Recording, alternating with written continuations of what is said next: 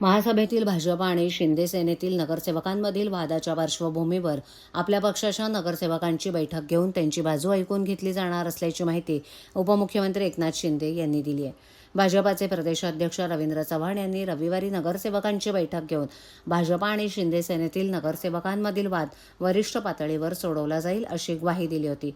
ठाणे महापालिकेतील शिंदे सेनेच्या पक्ष कार्यालयाचं उद्घाटन उपमुख्यमंत्र्यांच्या हस्ते करण्यात आलं। ते म्हणाले, काही गोष्टींवरून कुरबुरी असू शकतात, मात्र त्या दूर केल्या जातील।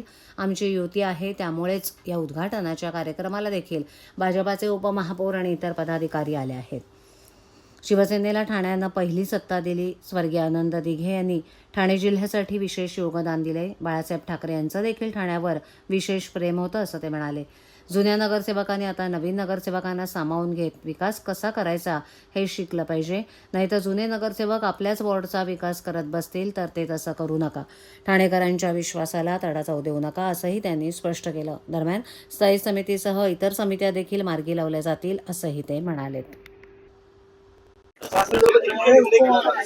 मार्गी लागेल, सर्व कामं सुरू, आता कामं कुठली थांबलेली नाही, जे काय आहे ते सर्व मार्गी लागेल। हा प्रश्न जास्त चर्चेला जातोय की मित्र पक्षांमध्ये महासभेमध्ये इथे खडाजंगी दिसून येते, तर हा विरोधी पक्ष बाजूलाच राहिले।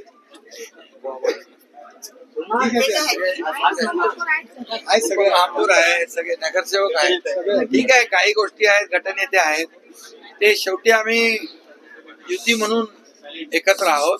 काही छोट्या मोठ्या कुरबुरी असतील त्या दूर केल्या जातील, ठीक आहे।